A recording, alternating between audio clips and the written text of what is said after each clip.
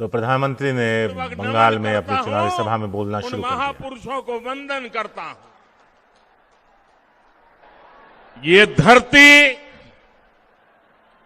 भगवान राम और मां सीता के वनवास की भी साक्षी रही है। ये ऐसी धरती है जहां अयोध्या पर्वत है, सीता कुंड है। इतना ही नहीं, अयोध्या नाम से ग्राम पंचायत भी है। कहते हैं कि वनवास के दौरान जब मां सीता को प्यास लगी थी तो राम जी ने जमीन पर बाण मारकर पानी की धारा निकाल दी थी। सोचिए, तब पुरलिया में भूजल की क्या स्थिति रही होगी। और ये विडंबना है कि आज पुरलिया में पानी का संकट ये बहुत बड़ी समस्या है। यहां के किसानों को, मेरे आदिवासी वनवासी भाई बहनों को इतना पानी भी नहीं मिलता कि वो सही से खेती कर सकें। यहां की महिलाओं को पीने के पानी के इंतजाम के लिए बहुत दूर तक पैदल चलकर जाना पड़ता है। पहले वामपंथियों की सरकार और फिर टीएमसी सरकार ने यहां पर उद्योग धंधे पनपने नहीं दिए। फिर यहां जितना सिंचाई के लिए काम होना चाहिए था वो भी नहीं हुआ। कम पानी की वजह से पशुओं को पालने में जो दिक्कत होती है वो भी मैं भली भांति जानता हूं। खेती किसानी को अपने हाल पर छोड़कर टीएमसी सरकार सिर्फ अपने खेल में ही लगी रही।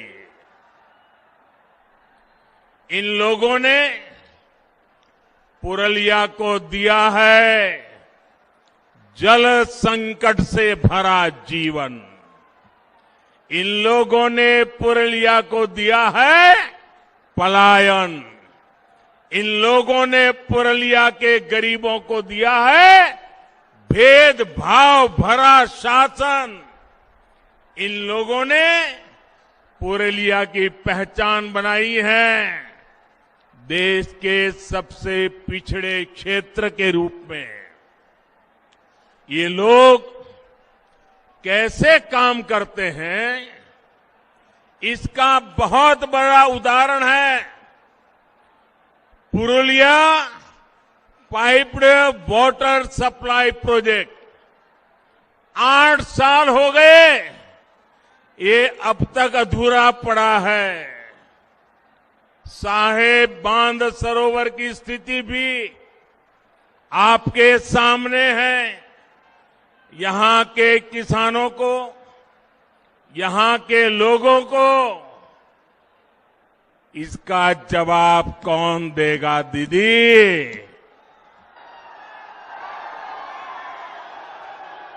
दीदी, ये लोग आपसे जवाब मांग रहे हैं। जवाब मांग रहे हो कि नहीं मांग रहे हो? दीदी ने जवाब देना चाहिए कि नहीं देना चाहिए? दीदी ने अपना काम का हिसाब देना चाहिए कि नहीं देना चाहिए? अरे दीदी, बोछोरेर पोर बोछोर धोरे एकटा सेतुओ तैरी করতে পারল না তৃণমূল। এখন বলছে उन्नोयोनेर को था और इसलिए आज मैं पुरलिया के लोगों को, पूरे जगल महल क्षेत्र के लोगों को विश्वास दिलाने के लिए आया हूं। बंगाल में भाजपा सरकार बनने के बाद आपकी इन दिक्कतों को प्राथमिकता के आधार पर दूर किया जाएगा। जब बंगाल में डबल इंजन की सरकार बनेगी, एक दिल्ली का इंजन और दूसरा बंगाल का इंजन, जब डबल इंजन की सरकार बनेगी तो यहां विकास भी होगा और आपका जीवन भी आसान बनेगा। यहां पुरलिया में तो टूरिज्म की भी इतनी संभावना है, यहां पर हैंडीक्राफ्ट का इतना बेहतरीन काम होता है, इन सभी को बढ़ावा दिया जाएगा। भाइयों और बहनों, इस क्षेत्र जैसा ही जल संकट देश के अन्य क्षेत्रों में भी रहा है। जहां जहां भाजपा को सेवा करने का मौका मिला, भाजपा सरकारों ने वहां सैकड़ों किलोमीटर लंबी पाइपलाइनें बिछाई, हजारों तालाब बनवाए और आज इन क्षेत्रों में पानी का संकट तेजी से दूर हो रहा है।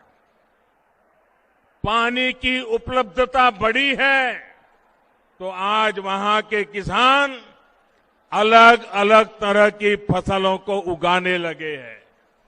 अब यही काम बंगाल के उन सभी क्षेत्रों में भी किया जाएगा जहां पानी की दिक्कतें हैं। साथियों,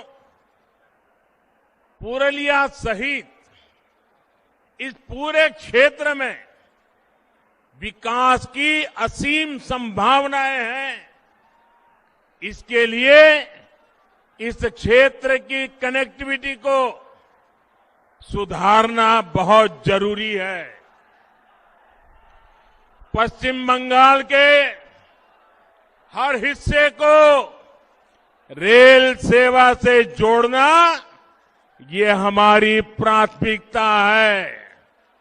इस समय पश्चिम बंगाल के अलग अलग हिस्सों में करीब 50,000 करोड़ रुपए के प्रोजेक्ट के लिए स्वीकृति दे दी गई है।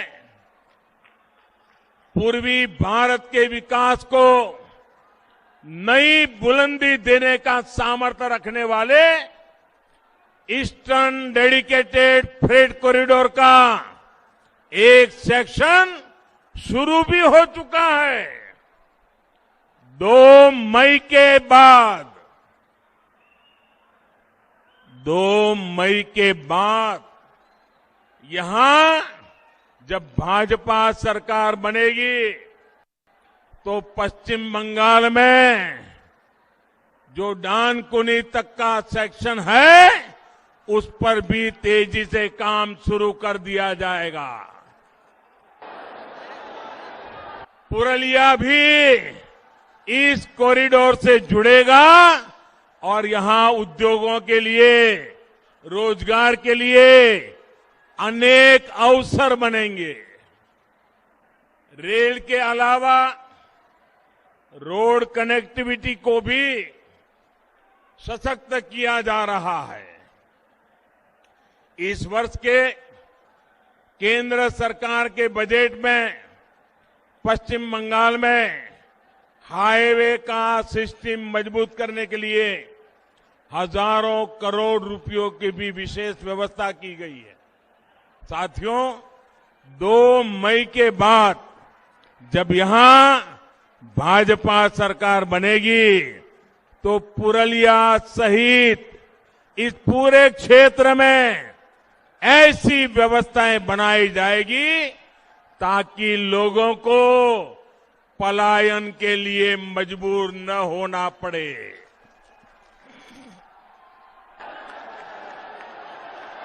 यहां कृषि आधारित उद्योगों को बल दिया जाएगा ताकि यहां के युवाओं को यहीं पर ज्यादा से ज्यादा रोजगार मिल सके।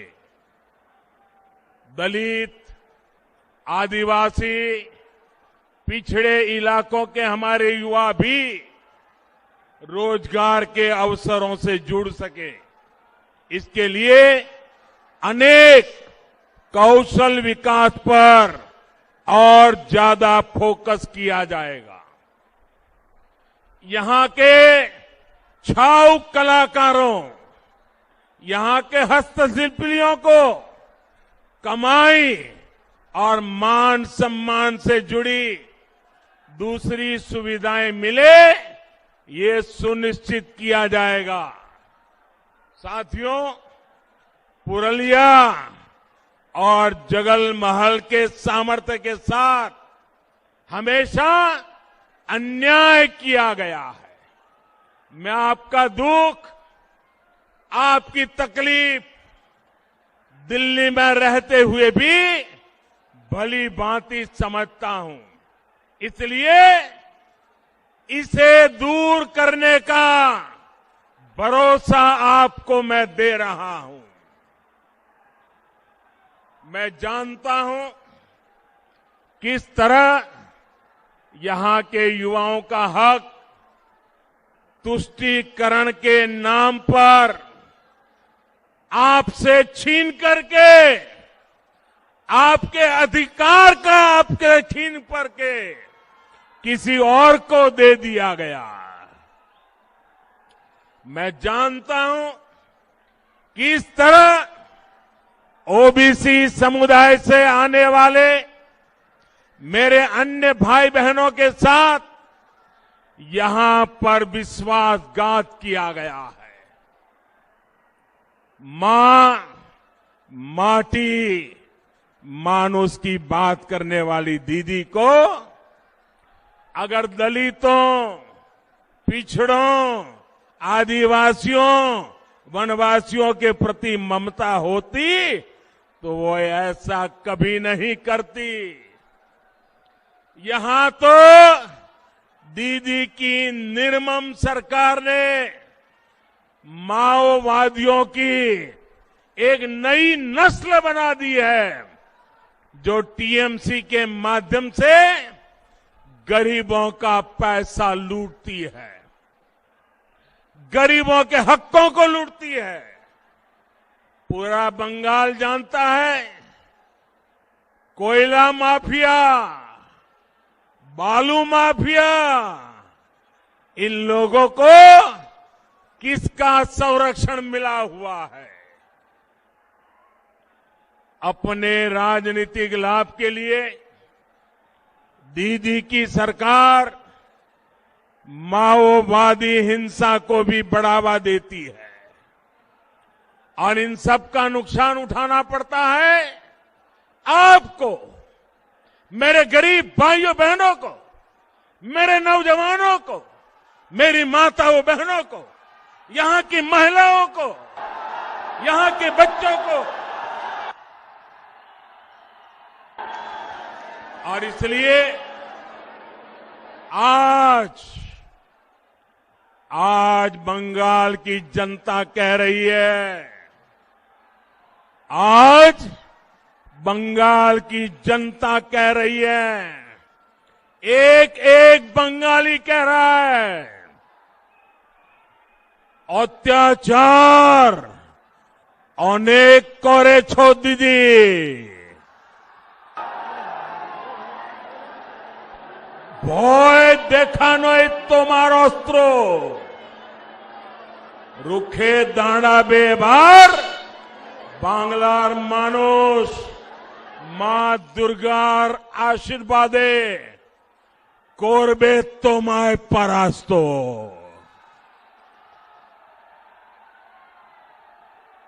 भाई और बहनों, आपका ये उत्साह दिखा रहा है कि टीएमसी की पराजय तय है। तय है ना? तय है ना? इस बार बंगाल में सिंडिकेट वालों की पराजय होगी। इस बार बंगाल के चुनाव में कटमनी वालों की पराजय होगी। इस बार बंगाल के चुनाव में तोलबाजों की पराजय होगी। पश्चिम बंगाल में टीएमसी के दिन अब गिनती के ही रह गए हैं और ये बात ममता दीदी भी अच्छी तरह समझ रही है और इसलिए वो कह रही है खेला हो गए, खेला हो गए। जब जनता की सेवा की प्रतिबद्धता हो, जब बंगाल के विकास के लिए दिन रात एक करने का संकल्प हो, तो दीदी खेला नहीं खेला जाता, दीदी खेला नहीं खेला जाता। और इसलिए दीदी बोले खेला हो गए, बीजेपी बोले चाकरी हो गए। दीदी बोले खेला हो गए, बीजेपी बोले विकास हो गए। दीदी बोले खेला हो गए, बीजेपी बोले शिक्षा हो गए। दीदी बोले खेला हो गए, बीजेपी बोले महिला देर उत्थान हो गए। दीदी बोले खेला हो गए, बीजेपी बोले যুব শক্তির সম্পূর্ণ বিকাশ হবে। দিদি বলেন খেলা হবে, বিজেপি বলে সবার পাকা বাড়ি হবে। দিদি বলেন খেলা হবে, বিজেপি বলে প্রত্যেক ঘরে কল হবে আর কলে পরিষ্কার জল হবে। দিদি বলেন খেলা হবে, বিজেপি বলে গ্রামে গ্রামে জন সুবিধা হবে। দিদি বলেন খেলা হবে, বিজেপি বলে হাসপাতাল হবে। দিদি বলেন খেলা হবে, বিজেপি বলে স্কুল হবে। দিদি স্কুল হবে। দিদি ও দিদি,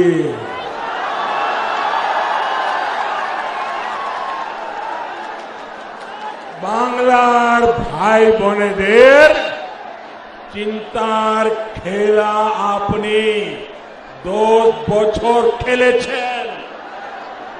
খেলা শেষ হবে, বিকাশ আরম্ভ হবে।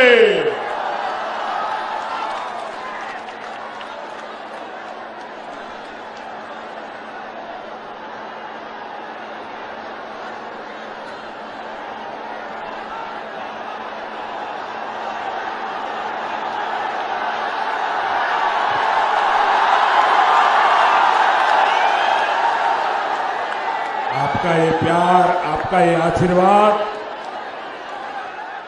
ये बंगाल का मिजाज है। साथियों,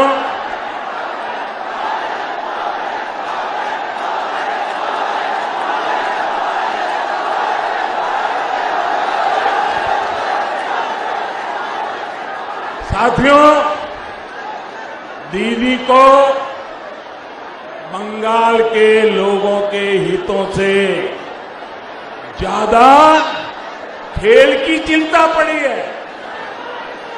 लेकिन दीदी ये भूल रही है कि इस बार खुद बंगाल की जनता उनके विरोध में खड़ी है।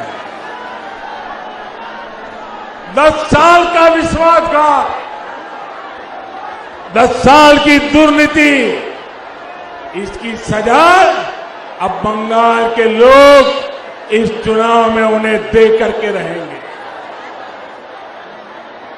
कोलकाता की ब्रिगेड रैली के बाद जो कुछ भी हो रहा है वो आप भी देख रहे हैं, देश भी देख रहा है।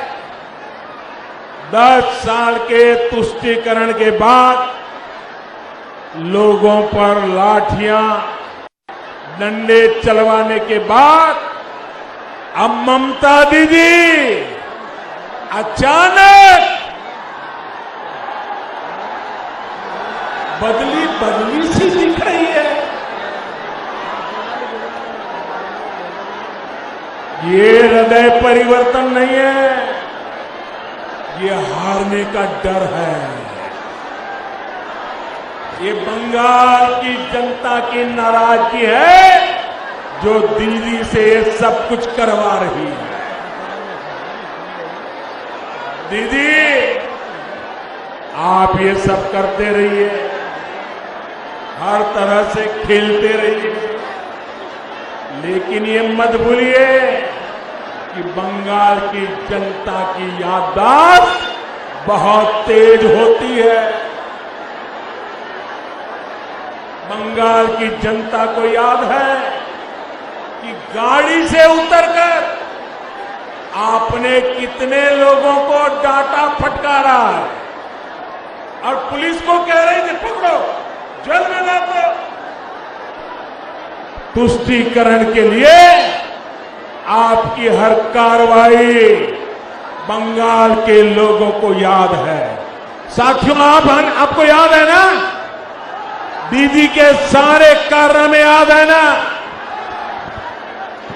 बंगाल की जनता को याद है जब आपने देश की सेना पर तख्ता पलट की कोशिश का आरोप लगाया। जब पुलवामा हमला हुआ तो आप किसके साथ खड़ी थी, ये भी बंगाल के लोग भूले नहीं हैं।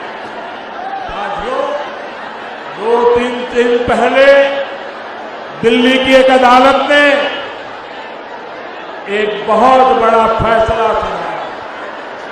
ये फैसला बाटला हाउस एनकाउंटर से जुड़ा है। इस एनकाउंटर ने भारत में आतंकवाद और आतंकवाद के पीछे जो ताकतें हैं उनके असली चेहरे को उजागर कर दिया। इसी एनकाउंटर में एक आतंकी की गोली ने देश के जांबाज सपूत इंस्पेक्टर मोहन चंद्र शर्मा जी को शहीद कर दिया था। अदालत ने अब उस आतंकी को फांसी की सजा सुनाई है, लेकिन ममता दीदी और उन पार्टी का उस समय का व्यवहार कोई भूल नहीं सकता। ये लोग उस समय आतंकवादियों के साथ खड़े थे, एनकाउंटर पर सवाल खड़े कर रहे थे। तुष्टीकरण के लिए ये लोग किस हद तक जा सकते हैं, ये इसका बहुत बड़ा उदाहरण है। बंगाल में घुसपैठ को हवा देने के पीछे भी वजह एक ही है, तुष्टीकरण, वोट बैंक की सियासत। देश को वंदे मातरम का पाठ पढ़ाने वाली इस पवित्र धरती पर दीदी के इस व्यवहार की उम्मीद किसी को नहीं थी। इसलिए बंगाल के लोग बहुत पहले से मन बना चुके हैं। बंगाल के लोग बहुत पहले से कह रहे हैं लोकसभा में टीएमसी हाफ और इस बार पूरी साफ।